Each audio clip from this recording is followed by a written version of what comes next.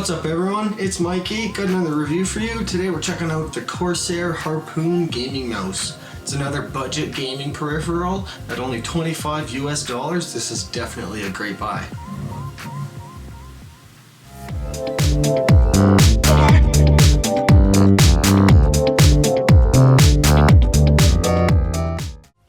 I've been using this mouse for a few months now and I totally love this mouse. Like most Corsair products, it's great quality. You can tell it's 25 bucks though, and you kind of have to use it and hold it to know what I mean.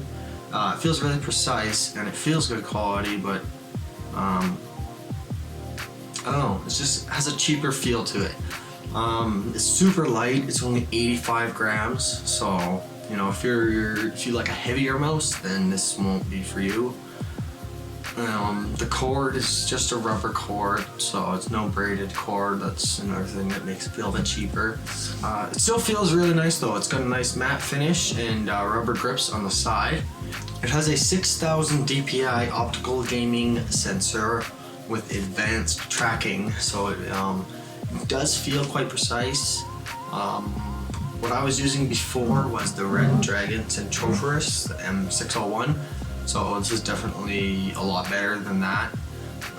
If you're looking at a cheap mouse, I would for sure recommend getting this one over the Red Dragon one. But the Red Dragon one's still not bad. This mouse goes up to 1000 Hertz polling rate, so it's 1 millisecond response time, which is nice and fast. It's got nice subtle RGB lighting to it. See here, just the Corsair logo there lights up.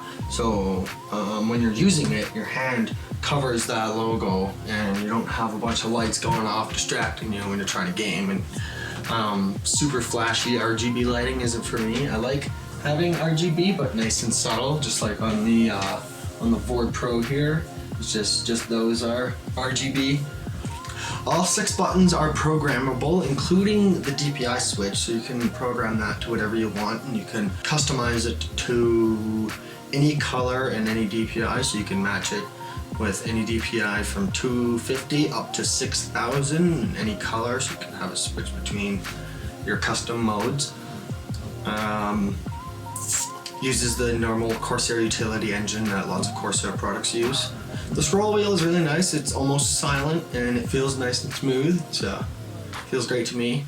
Left and right clicks use Omron switches, I believe. They're rated for millions of clicks, so they should last a long time. They're not silent. You can definitely hear this mouse, so if you want a silent mouse, then don't get this one. It is only a right-handed mouse because the left side of the mouse is raised up, so it will feel a bit awkward trying to use it with your left hand. It would feel weird, and it's contoured for right hand. So unfortunately, if you are left-handed, then this mouse won't be for you. Overall though, I'm quite happy with this mouse. Moving from the Red Dragon Centrophorus M601, it's so much better. It feels a lot better quality.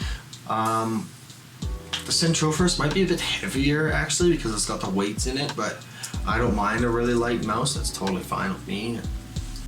So if you're looking for a cheap mouse, then I definitely recommend grabbing this one.